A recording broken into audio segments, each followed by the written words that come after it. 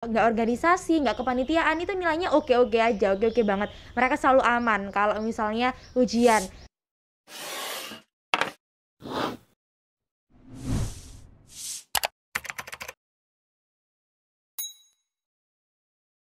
Kring kring, this is Lingotol speaking. Hai teman-teman semuanya, kembali lagi bersama aku Triksi sebagai host di episode Lingotol kali ini. Nah teman-teman semuanya udah pada nungguin kan setiap episode Lingotol di YouTube-nya LPPM Lingua. Nah hari ini kita kedatangan narasumber teman kita yang keren banget.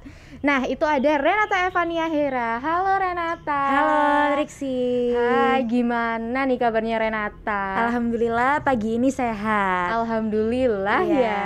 Oke. Alhamdulillah. Nah, aku izin memperkenalkan Renata nih ya teman-teman. Jadi Renata ini merupakan salah satu mahasiswa Fakultas Kedokteran Universitas Airlangga angkatan 2021. Nah, beliau merupakan duta Fakultas Kedokteran Universitas Airlangga tahun 2022. Wah, keren banget nggak sih Renata ini? Nah, makanya teman-teman jangan sampai di skip videonya ya, sedetik semenit pun jangan di skip, dikarenakan di hari ini kita akan membahas tentang pengalaman dan juga beberapa persiapan dari Renata untuk menjadi mahasiswa Fakultas Kedokteran Universitas Airlangga. Hai Ren, oke kita langsung aja nggak sih ngobrol-ngobrol, menjulitin tentang, nggak julid juga sih, mengobrolkan tentang Fakultas Kedokteran. Boleh Oke. banget. Sebenarnya satu pertanyaan yang paling sering ditanyain itu ada satu Ren. Renata itu masuk lewat jalur apa sih? Oke, jadi di sini aku kenalin diri lagi kali ya. Jadi di sini Boleh. aku Renata, aku dari kedokteran 2021. Di sini aku di kelas A1. Nah, kalau kelas A1 di sini itu di UNER, di FK UNER itu biasanya dominasi anak SNMPTN. Jadi aku masuk lewat jalur SNMPTN. SNMPTN nih Iya. udah keren banget. Oke, aku mau tanya nih Ren. Nah, kalau kamu kan SNMPTN kan pasti persiapannya itu udah lama banget. Boleh diceritain nggak sih Ren persiapan kamu selama sebelum masuk ke SNMPTN? Oke, jadi sebelum masuk SNMPTN aku coba tuh cari-cari jalur masuk di FK UNER tuh apa aja. Nah, karena SNMPTN ini kan bisa dibilang jalur langit ya, kayak tanda kutip jalur langit, kita cuma bisa ikhtiar dan berdoa. Nah, aku fokus-fokus tuh buat ngumpulin sertifikat yang memang sejalur sama yang aku inginkan. Jadi aku coba untuk ikut beberapa olimpiade, karena aku juga dulu SMA sempat ikut bimbingan olimpiade ya, jadi aku cuma ikut bimbingan aja, tapi aku belum berani buat ikut olimpiade. Akhirnya karena aku mau SNMPTN, aku coba ikut olimpiade dan aku ngumpulin sertifikat waktu aku ikut olimpiade itu gitu. Terus aku juga berusaha ya buat terus make sure kalau nilaiku itu tetap stabil, nggak naik turun yang sebegitu drastis, tapi pokoknya stabil gitu. Biar nanti waktu di rata-rata SNMPTN itu juga bagus gitu sih. Oke, berarti persiapannya udah dari awal banget masuk SMA. Iya, ya, Ren, bener ya? banget. Udah pantes sih kalau misalnya Renata dapet SNMPTN. Jujur Alhamdulillah. itu bener-bener jalur langit nggak sih Ren? Iya, jadi sebenarnya ada beberapa faktor ya yang menunjang gitu. Salah satunya kalau FK UNER itu, kalau SNMPTN ya, setauku yang tahun kemarin ya, tahun kita 2021 itu diprioritaskan bagi siswa-siswi yang memang mendapatkan ranking 1 di sekolahnya gitu. Itu yang bakal jadi nilai lebih lah gitu. Jadi nanti jangan lupa buat pantengin terus aja, emang apa sih faktor-faktor yang bisa ngebuat kamu bisa lebih mudah gitu untuk lolos di SNMPTN itu. Oke, berarti memang persiapan dari awal dan juga jangan lupa jalur langitnya tuh ya, berdoa Iya, dan ikhtiar doa terus. banget. Kalau boleh tahu nih Ren, tadi kan sempat disinggung ranking di sekolah. Renata ranking berapa nih di sekolah? Oke, kalau boleh jujur ya, alhamdulillah waktu aku SMA aku dapat ranking 1 ya, reguler, ranking 1 paralel maksudnya. Jadi itu menurutku juga dari hasil kerja keras dan hasil doa juga, karena emang pengen di FK UNER, jadi kerja keras lah biar bisa dapet di sini gitu. Wah, ranking 1 paralel udah kayak, aduh, udah pasti sih. Bukan udah pasti, tapi kayak bener-bener ngedukung banget nih ya untuk Renata. Nah, makanya teman-teman semua jangan lupa nih ya untuk dipersiapkan, ya nggak sih Ren? Benar-benar banget. Jadi kalau emang udah ada niat, mending dipersiapin lebih dini aja, lebih dulu gitu.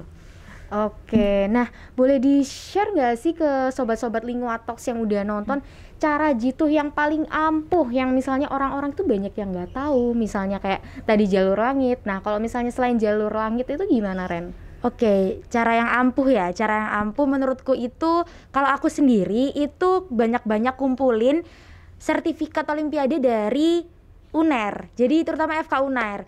Kalau FK UNER kan pasti ada match spin kayak gitu-gitu. Itu ikut aja, ikut lomba itu. Terus FKG juga ada dentin. Jadi ikut-ikut aja yang memang olimpiade itu tuh diselenggarakan oleh Universitas Airlangga. Kalau bisa sih diselenggarakan FK ya.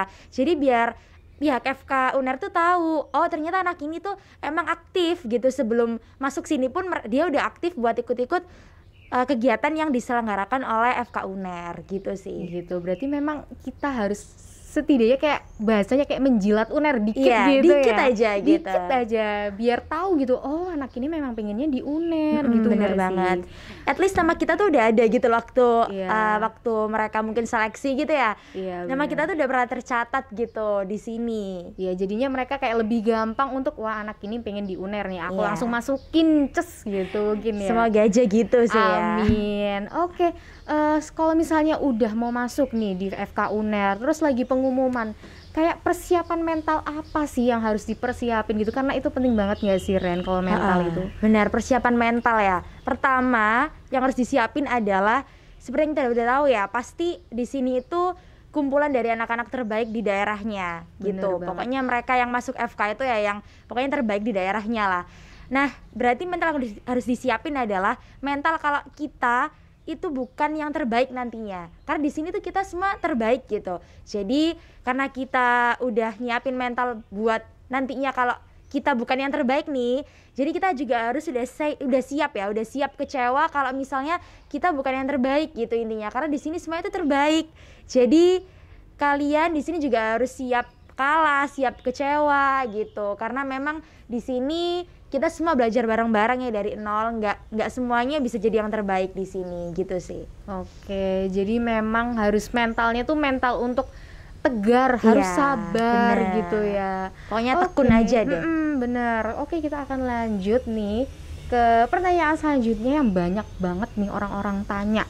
Kalau misalnya udah masuk FK, persiapan apa kayak aplikasinya, mungkin textbook atau alat kesehatan yang mungkin harus dipersiapin sama maba-maba? Oke, jadi untuk aplikasi dulu kali ya. Kalau aplikasi aku sebenarnya nggak punya aplikasi yang macem-macem.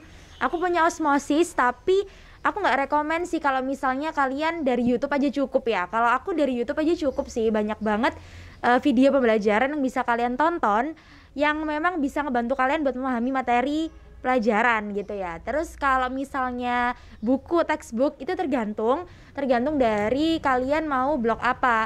Kalau misalnya aku ambil contoh anatomi ya, anatomi itu kan kita harus masuk lab karena aku offline dulu. Jadi aku harus masuk lab, aku harus bawa atlas anatomi manusia. Nah, jadi aku harus punya nih atlas anatomi manusia, jadi aku beli textbooknya. Tapi kalau misalnya kalian ngerasa online juga, terus bisa download e-booknya gratis, banyak banget e-book gratis itu, tinggal kalian tanya aja atau tanya cutting, pasti mereka punya e-book gitu gratis. Nah, textbook itu kan kayak print-printan dari e-book tadi kan. Jadi kalau kalian ngerasa bisa baca dari e-book ya udah e-book aja, nggak perlu beli textbook yang sebanyak itu gitu. Jadi kalau kemarin aku juga kayak Faal gitu ya, fisiologi kemarin aku juga e-book juga pakai Sherwood sama Gaiten ya, nggak harus beli pokoknya gitu. Oke, berarti memang preference dari seseorang sendiri itu kan ya.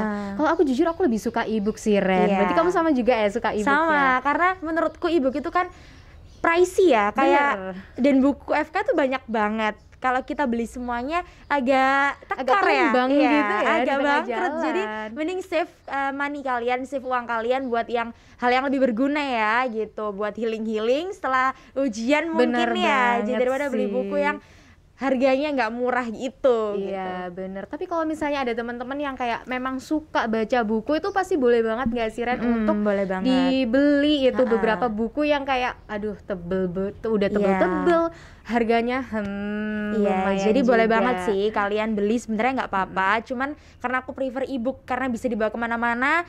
Misalnya cuman bawa iPad udah bisa bawa semua buku gitu kan. Jadi bawa laptop tapi udah ada semua buku, gitu kan lebih praktis. Kalau aku lebih suka gitu. Oke, makasih Renata. Nah, tadi Oke. kan udah di-spill dikit gitu ya anatomi. Kalau misalnya pakai buku apa tadi? Netter, Atlas Anatomi Manusia. Atlas Anatomi Manusia yang netter. Nah, Ah. kalau misalnya histologi Ren, itu kan kayak cuma praktikum-praktikum aja. Jujur kan kayak lebih ke mikroskopnya. Nah, itu apa perlu nggak sih kita bawa e-book gitu waktu praktikum? Oke, kalau histologi ya, Iya. kalau dari aku kemarin nggak perlu bawa atlas yang buat histologi gitu, nggak perlu. Jadi emang nanti udah disediain gambarnya di PPT, kita udah tinggal lihat di PPT aja. Tapi kalau kalian mau mendalami, itu boleh banget ada textbooknya juga dari histologi itu. Jadi nantinya itu prefer ke kalian sih. Kalau aku sih lebih enak PPT dosen ya, karena Iya. kalau PPT dosen itu biasanya itu yang keluar di ujian sih, daripada Iya sih. kalian cari-cari di buku. Tapi dosen-dosen juga pasti cari di buku sih gambar-gambarnya. Oke, berarti memang histo ini lebih kayak dipermudah, nggak Iya. usah perlu buka-buka karena kan memang kalau anatomi harus ngelihat atlas gak Iya, sih? benar. Harus Kalau kita memang nggak tahu Heeh. tempat-tempatnya kan, Iya, kecuali kalian udah benar. hafal di otak, kita tinggal Langsung oh kayak- ini gitu. Iya, kayak udah kesimpan di memori, tinggal langsung klik. Iya. Oke, yang selanjutnya nih kamu tadi belum jawab tentang alat kesehatan yang iya. harus dipersiapin nih buat maba-maba. Nah, maba-maba jangan lupa untuk merhatiin nih apa yang harus dipersiapin alat kesehatannya karena ini penting banget. Oke, jadi karena aku di sini masih semester 3 ya, jadi aku belum Tramet 2, Tramet 3 belum, tapi aku masih Tramet 1 aja, keterampilan medik 1. Nah, yang dibutuhin itu buat anatomi dulu ya. Buat anatomi Iya. dulu itu kalian perlu pinset anatomi. Itu perlu sih, pinset anatomi. Terus kalau misalnya handscoon itu pasti udah perlu. Handscoon itu pasti perlu. Terus karena formalin itu pedes banget di mata, jadi kan boleh beli alat pendukung kayak kacamata Google gitu. Tapi kalau kalian kuat tahan ya nggak apa-apa. Tapi kalau misalnya buat mengurangi rasa perihnya bisa pakai kacamata Google situ. Terus kalau misalnya alat medis buat keterampilan medis itu ada tensimeter tapi yang bukan air raksa ya, bukan yang dari air raksa itu bukan.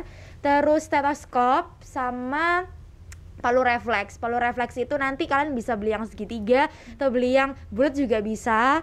Terus kalau misalnya mau beli termometer juga boleh sih, tapi termometer bisa disediain dari sini, jadi kita tinggal pinjam-pinjam aja, nggak perlu beli gitu. Kalau dari aku yang mungkin penting ya buat dipunya gitu. Oke, berarti aku ulang lagi ya. Nah. Kalau misalnya dari anatomi, pinset anatomi, Iya. kacamata Google, handscoon, Bener. terus habis itu apa lagi ya tadi yang tramet, palu refleks, terus habis itu ada tensimeter. Nah, stetoskop ini perlu nggak sih kita beli, Ren? Stetoskop itu kalau menurutku ya, Iya. itu perlu. Karena apa? Meskipun di sini itu nanti disediain ya, kita pasti ganti-gantian gitu, tapi aku tuh perlu latihan. Pasti kan semua perlu latihan, apalagi kalau dengerin tensi orang itu pasti perlu latihan kan di rumah. Dan pastinya kan butuh stetoskop. Jadi kalau saranku beli stetoskop gak apa-apa dulu sekarang yang nggak terlalu mahal. Kalau kalian mau beli yang mahal sekalian buat sampai nanti jadi dokter juga nggak apa-apa. Tapi kalau mau beli yang murah-murah dulu atau yang kayak biasa-biasa dulu nggak apa-apa, karena cuma buat latihan kan, kita cuma buat latihan di rumah gitu. Nanti kalau beli yang bagusnya waktu udah mau jadi dokter atau pas waktu jadi DM boleh gitu. Oke, berarti emang stetoskop itu penting juga ya. Buat latihan. Iya, benar. Berarti kalau misalnya buat latihan bisa dibilang kayak kita beli semuanya buat latihan sendiri di rumah. Bener gitu banget. kan. Nah, makanya tadi jangan terlalu banyak beli e-book yang mahal-mahal, guys. Kita lebih ke alat kesehatan, bener gak sih, Ren? Bener Pol, jadi kita tuh banyak banget pengeluaran lain, jadi mending di save aja maninya lah, kayak di save uangnya sebaik mungkin gitu. Oke, kita lanjut, Ren. Nah, terus habis itu kamu kan waktu masuk ke FK ini sempet nggak sih kayak ada promosi tentang bimbingan belajar kedokteran? Nah, banyak banget nih kayak dari anak-anak yang maba itu tanya, kita perlu nggak sih les di FK gitu? Kita perlu apa enggak? Nah, menurut kamu worth it nggak sih bimbel kedokteran itu? Oke, jadi memang banyak banget ya bimbingan kedokteran gitu di awal-awal.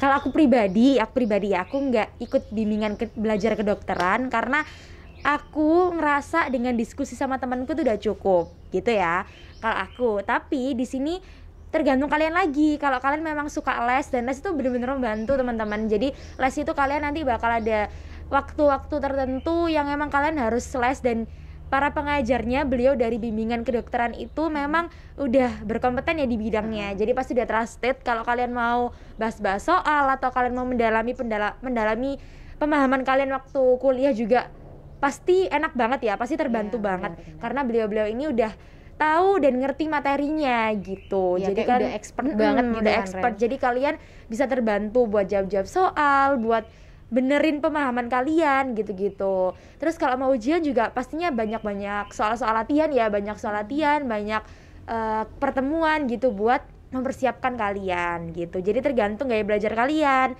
Kalau aku memang sukanya yang bebas. Aku suka yang sama teman sini, sama teman situ, sharing-sharing pendapat, dan aku suka belajarnya itu fleksibel, nggak dijamin Iya, gitu benar-benar. sih. Karena aku juga pertimbangan sama kesibukanku yang lain. Kalau buat les, menurutku waktunya ya masih Iya. kurang gitu. Nantinya aku malah nggak konsisten dan malah sayang ya kalau misalnya Iya, udah bayar benar-benar. buat les tapi aku nggak les gitu. Ya, jadi kayak bimbingan belajar itu kayak semacam kuliah lagi gitu nggak Bener, sih? bener banget. Nah, itu kalau misalnya teman-teman yang kayak suka belajar individual, itu menurut kamu lebih worth it nggak sih untuk masuk bimbel itu, atau mungkin harus sosialisasi sama teman-temannya dulu untuk belajar bareng, atau gimana, Ren? Kalau anak yang individual ya Iya. mungkin aku saranin buat bimbel aja nggak apa-apa sih, bimbel aja nggak apa-apa. Karena kalau di FK itu cari temen itu emang agak susah kadang. Iya, karena bener banget. iya kan, cari temen itu agak susah dan nggak semua anak itu bisa bersosialisasi Iya. gitu. Jadi kalau menurutku, kalau selama kalian belum nemuin teman belajar yang enak gitu ya, kalian boleh sih kayak bimbel gitu. Tapi kalau kalian udah nemu temen yang klik, kita sama-sama nggak les tapi kita enak nih buat belajar, oke kita belajar bareng aja terus gitu. Atau kadang kan dalam sebuah pertemanan gitu ya, ada yang les, ada yang enggak apa-apa gitu yang les, sharing pengetahuan ke yang nggak les gitu. Kalau mungkin terkendala masalah yang lain, mungkin terkendala masalah biaya atau yang lain gitu kan, karena memang bimbingan kedokteran ini nggak murah ya, pasti ada uang lagi gitu. Jadi gitu aja, jangan sedih kalau memang kalian nggak bisa buat ikut bimbingan kedokteran ini. Nggak harus kok, kayak nggak harus, tapi ya emang membantu gitu. Iya, oke. Berarti memang pada dasarnya ini ya sih, Ren, kita memang harus sosialisasi lagi nggak sih, Ren, untuk sama teman-teman. Bener. Karena kalau aku dari awal itu kayak udah langsung ketemu sama teman-teman, pasti ada aja yang ngajak buat belajar bareng, ya nggak sih? Iya Itu. bener banget. Itu udah Jadi, pasti banget. pasti membantu sih. Bener. Oke, nah kalau misalnya tujuan akhir kita tuh kan jadi dokter. Nah, kalau untuk kayak persiapan jadi dokternya, misalnya kayak kita tuh boleh nggak sih ngejar di non akademik gitu? Kalau dikejar di akademik itu apa sih persiapannya? Kayak kita tuh harus bener-bener belajar 24 jam atau gimana gitu, Ren? Atau antara akademik dan non akademik itu nggak bisa disatukan gitu, Ren? Oke ya. Jadi ini kalau aku pribadi, balik lagi ini aku pribadi. Kalian contoh juga nggak apa-apa. Kalian ini nggak masuk nih, nggak setuju gitu juga nggak apa-apa. Ini kalau aku.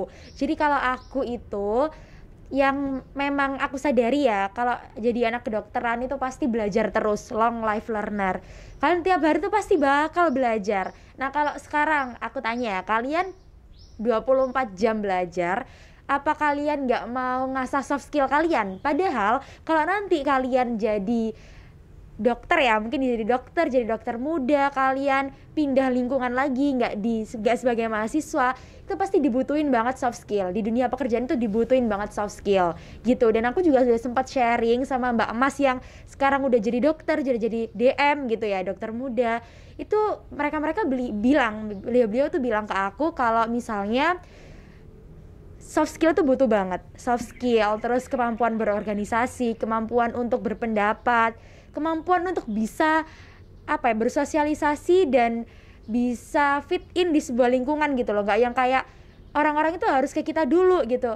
Kayak kemampuan kita untuk approach duluan, itu tuh penting banget waktu nanti di dunia kerja gitu. Jadi kata beliau-beliau itu, kata Mas Mbak, penting banget dan kelihatan banget kalau misalnya anak ini tuh nggak berorganisasi. Kayak dia kelihatan banget dia nggak bisa kerja sama, dia tuh egois, dia mau menang sendiri gitu. Padahal kan itu kerjaan dalam tim ya, Iya, pasti kan benar. harus teamwork, tapi mereka tuh nggak bisa gitu sih. Jadi itu nilai minusnya ada di situ ya, meskipun kalian sepintar apapun, kalau kalian nggak bisa bergaul sama orang, nggak punya network, nggak punya jaringan relasi yang luas, ya menurutku sama aja sih. Dan cara buat dapetin network itu kan dengan organisasi, kita kenal sama satu sama lain gitu. Jadi harus tetap balance.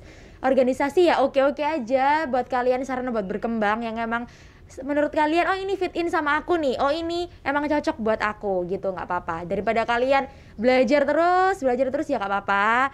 Emang nanti nilai plusnya kalian pinter dan IPK-nya 4 mungkin, atau benar-benar kalian otaknya excellent with morality, canda. Waduh. Jadi kayak otak kalian excellent nih. gitu ya, otak kalian genius, gak apa-apa. Karena juga perlu, dokter kan harus pinter ya.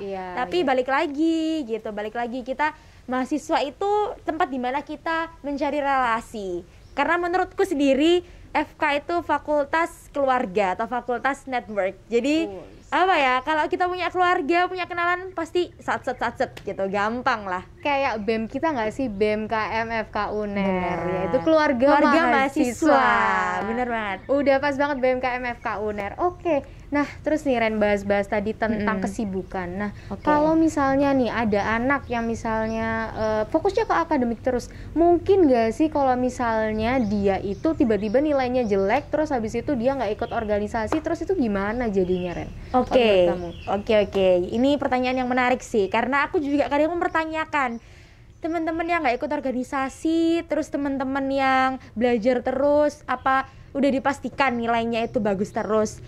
Aku kan nggak tahu ya, karena aku lihat teman-temanku juga masih oke-oke aja, yang memang nggak organisasi, nggak kepanitiaan, itu nilainya oke-oke aja, oke-oke banget. Mereka selalu aman kalau misalnya ujian. Nah, aku tanya nih ke kakak-kakak tadi, ke kakak-kakak ya yang aku kenal lah, kayak gimana kalau misalnya nggak organisasi itu bedakah sama kita gitu, bedakah sama kita yang emang ngulangin waktu kita beberapa jam ini buat ngurusin organisasi. Terus katanya beliau nih bilang, enggak kok, malah mereka yang enggak organisasi atau mereka yang belajar terus, mereka itu apa ya, perasaan untuk kecewanya itu lebih besar daripada kita. Kalau kita kan oke, kecewa ya udah gitu, kita bangkit lagi. Tapi ada beberapa anak ya mungkin yang dia itu karena dia udah belajar terus, dia nggak punya kesibukan lain, waktu dia nggak dapat nilai yang bagus, dia down, dia kecewa, yang benar-benar nggak bisa bangkit lagi, dan akhirnya itu berpengaruh ke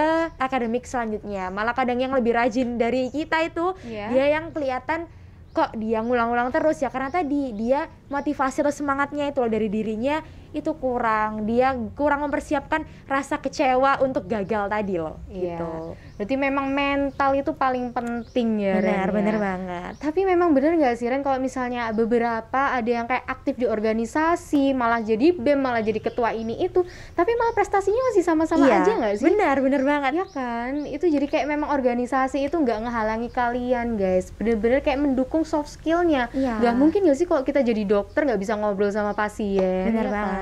Terus juga nggak bisa kerja sama waktu operasi ataupun lagi menyelesaikan masalah, ya nggak sih Ren? Iya betul banget. Oke, nah aku mau tanya nih Ren, kan di Fakultas Kedokteran ini ada sistem blok. Boleh nggak sih Ren dijelasin dulu ke adik-adiknya yang masih belum tahu nih tentang sistem blok dan gimana persiapannya waktu sebelum ujian blok? Oke, jadi kalau sistem blok itu kita gampangannya ya, itu kita udah dipaketin, kita nggak perlu yang kayak rebutan buat KRS-an kayak fakultas lain gitu, nggak. Jadi kita udah tinggal ambil aja lah ya, kita udah dipaketin, kita tinggal ngambil, tinggal minta approval atau persetujuan dari dosen wali kita nanti gitu. Jadi udah dipaketin dan kita nggak bisa SKS, kita nggak bisa ngambil semau kita, jadi kita itu masuknya bareng, lulusnya juga bareng gitu. Makanya di FK itu sejawat ya, jadi kita emang keluarga, kita nggak bisa duluan tuh kayak di fakultas lain kan, siapa cepat, siapa yang dia bisa ambil banyak ya dia yang lulus duluan gitu kan. Tapi kalau di sini nggak bisa, jadi emang udah semuanya disetarakan, kita ambil paket atau ambil matkul yang memang bobotnya sama gitu sama teman-teman yang lain. Terus kalau cara persiapan ujian blok, jujur kalau aku sekarang itu masih ganti-ganti metode belajar ya. Jadi tergantung blok itu. Karena kan ada kadang blok itu yang mungkin agak lama, agak panjang waktunya. Ada juga blok yang emang singkat banget waktunya, terus habis itu ujian gitu kan.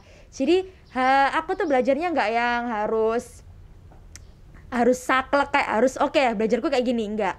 Jadi kadang itu aku belajar lewat PPT, kadang aku juga sempet baca textbook, tergantung dari panjang atau lamanya blog itu gitu. Oke, berarti memang ada nggak sih Ren kayak misalnya 2 minggu aja kita baru belajar, terus Iya. habis itu tiba-tiba ujian blog. Iya, bener Itu banget. agak kayak, tapi memang harus dipersiapkan nggak sih Ren? Kita kan memang harus bisa menyelesaikan suatu masa itu dengan cepat juga, Benar. iya kan?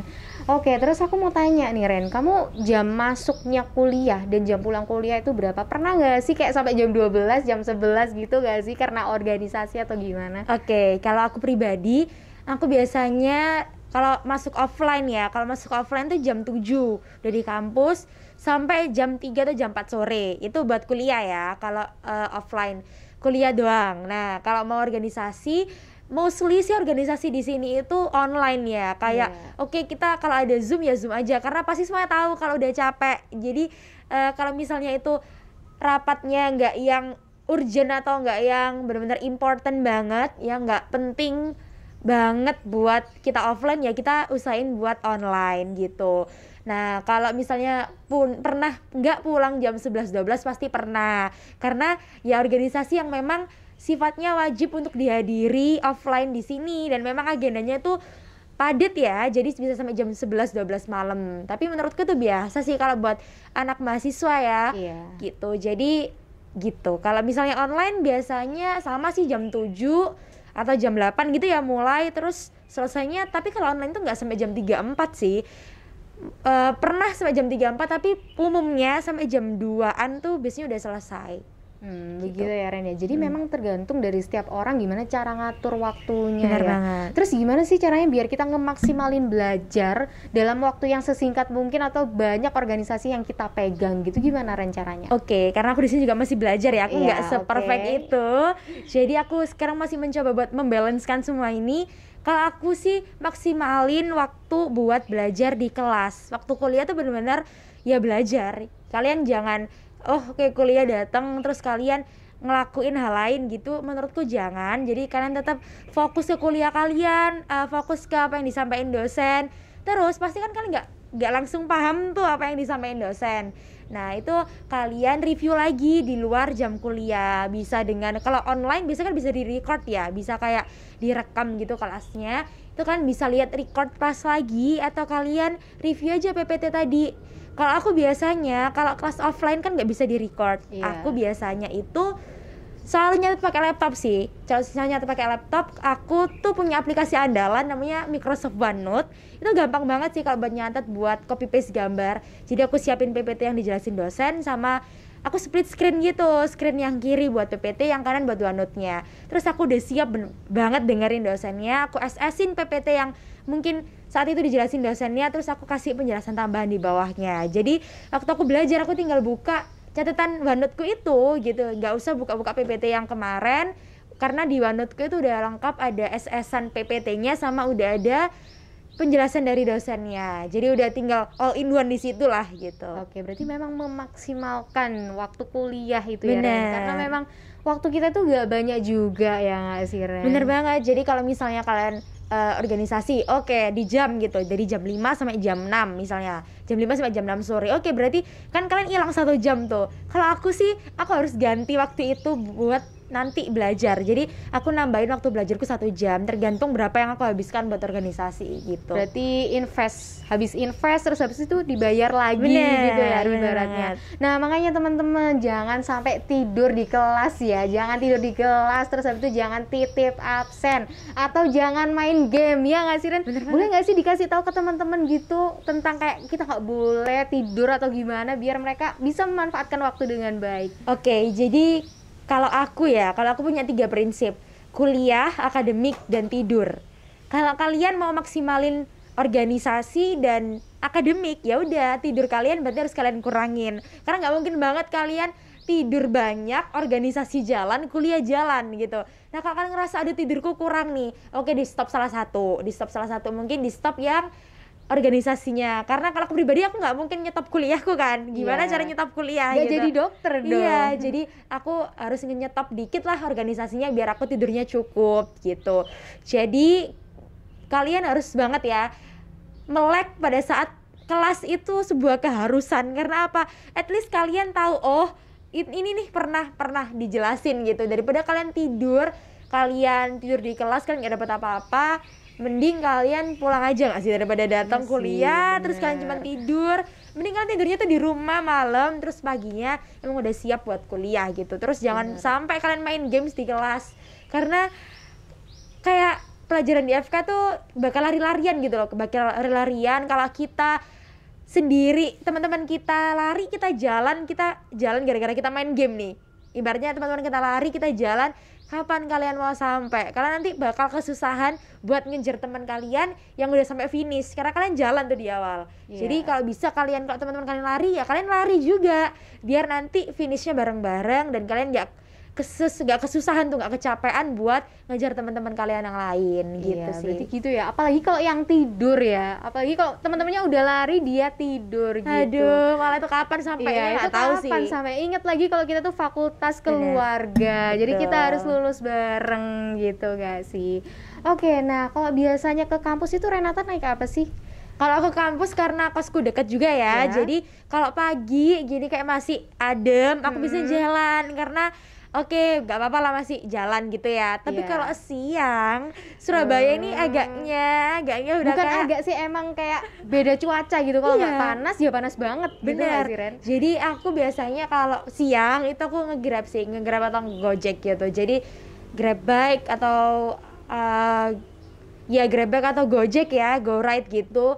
Tergantung aku lagi punya uang di mana gitu. Jadi berarti harus saving lagi gitu ya. Harus saving lagi buat transport, karena ya tergantung kalian sih. Kalau kalian kuat pakai payung jalan pulang ya nggak apa-apa, tapi karena aku ya mending cepet udah di kos gitu ya. Jadi aku biasanya pakai itu tadi, aplikasi ya ojek online tadi. Iya, oke. Nah, Renata ini berarti ngekos ya, daerahnya deket banget. Nah, boleh nggak sih dikasih tips untuk teman-teman maba yang lagi cari kos, apalagi yang cowok-cowok, Ren? Kalau misalnya kamu punya temen cowok gitu, gimana caranya mereka kayak cari-cari kos gitu? Mungkin kamu bisa nge-spill ke adik-adik itu gimana? Oke, jadi emang kalau di daerah sini tuh banyak banget ya untuk kos-kos cewek gitu. Intinya kalian tuh harus survei dulu tempatnya, lingkungannya. Karena menurutku sendiri ya, aku pribadi ini aku yang rasa atau gimana, tiap kos tuh punya vibes-nya sendiri gitu loh. Dari kalian tuh harus benar-benar ngerasain, oh vibes-nya di kos ini tuh kayak gini. Kadang tuh ada yang vibes kos tuh yang kayak lembab, tertutup gitu ya.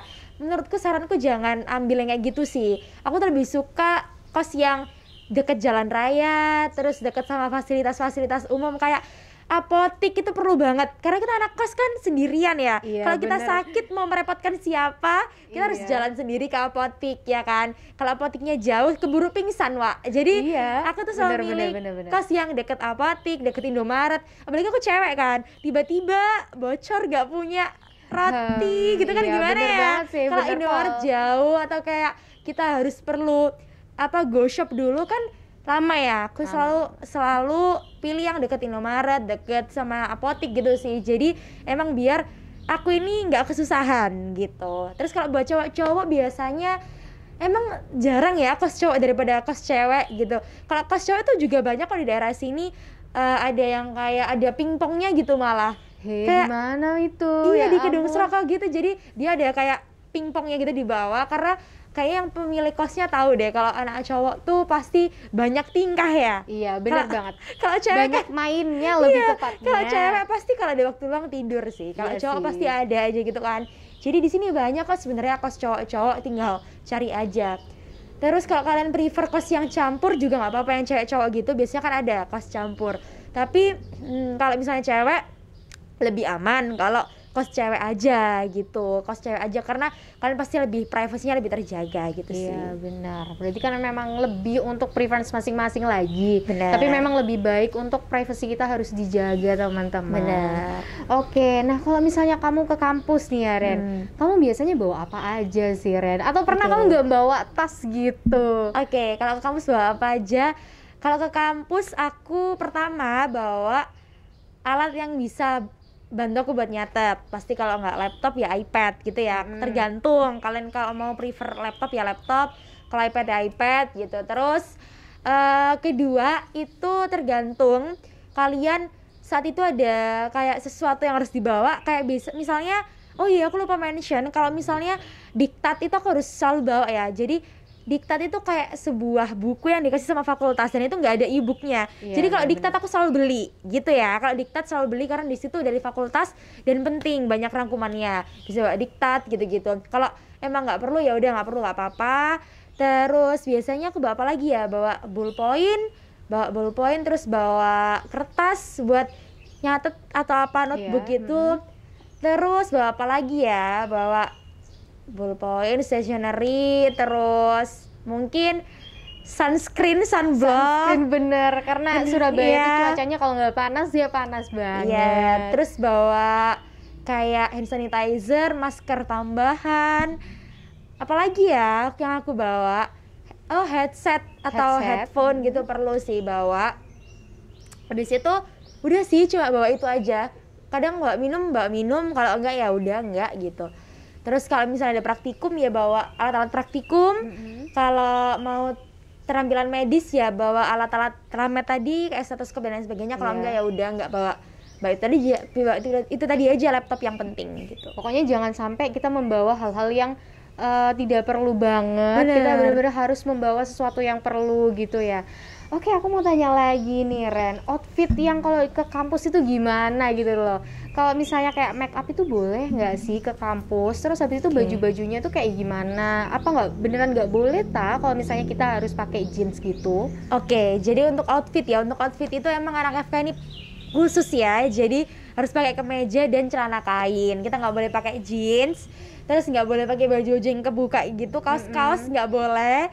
Jadi harus pakai baju berkerah, kemeja gitu, blus atau kalau cewek kan banyak modelnya tuh blus, kemeja, pokoknya harus berkerah. Nggak boleh pakai kayak hebrong gitu. Nggak boleh pakai hebrong.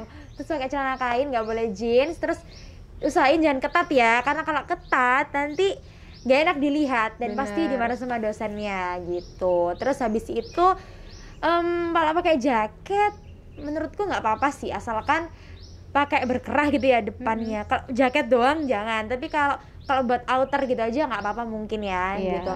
Terus apalagi tadi selain outfit make up boleh nggak sih? Kalau make up menurutku boleh-boleh aja, asalkan nggak yang manner banget yang kayak pakai foundation 5 lapis, terus pakai bulu mata palsu atau terus itu pakai konde, jangan-jangan tiba-tiba. Jangan-jangan kayak gitu. Jadi yang biasa-biasa aja, yang ya udahlah, pensil alis mungkin, maskara, terus kayak bedak-bedak tipis-tipis gitu aja nggak apa-apa sih kalau menurutku. Ya nggak apa-apa, lebih ke kayak memperhatikan diri secara normal saja. Bener, jangan terlalu berlebihan dan jangan yang kayak udah seadanya aja gitu ya, jangan ya, gak enak juga dilihat.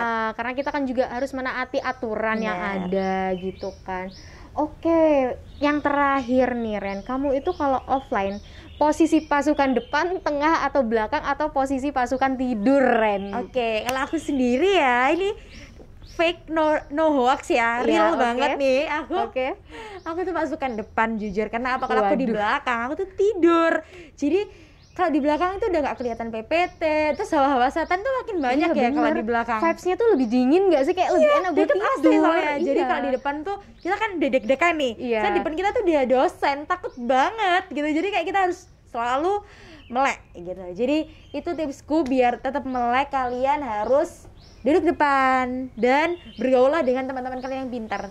Benar. Karena itu kayak kalian nggak paham tapi teman kalian tuh kayak ngomong cuit. Jadi kalian diam aja, udah dengerin mereka ngomong aja, udah kayak oh gitu. Langsung kayak masuk gitu ya. Mengicau dari teman itu termasuk dalam salah satu belajar yang kamu dan juga. biasanya anak-anak pintar tuh duduk depan. Iya, benar. Jadi nyelip aja udah duduk depan, pokoknya mental aku pengen tahu pokoknya gitu, mental nekat lah ya. Pokoknya teman-teman yang pintar deketin aja, terus karena deket dosen jadi kita nggak ngantuk gitu sih. Iya, berarti walaupun resiko ditanyain dosen justru itu lebih bagus gak sih Ren? Iya, terus itu perlunya teman pintar, kan kalau kita ditanya apa gitu. Oh iya, benar banget. Sampai karena kira pintar dan pasti mereka tahu jawabannya. Jadi bisa kayak bisi-bisi itu. Nggak perlu takut, nggak perlu takut buat nggak tahu jawaban. Oke, nah kalau kamu nih ya, kan di FK ini ada kayak kantin. Kalau kamu lebih prefer untuk kayak beli di kantin atau bawa sendiri atau gimana Ren? Kalau aku karena anak kos, jadi aku nggak bisa bawa bekal. Mungkin kalau di rumah mungkin aku bisa bawa bekal. Karena aku ngekos, aku nggak bisa bawa bekal, jadi aku beli aja di kantin. Tapi kalau minum biasanya aku bawa dari kos sih, karena aku bawa kayak tumbler gitu buat isi air. Itu pun kalau aku ingat, kalau nggak ingat ya beli aja di kantin, nggak apa, ada semua kok.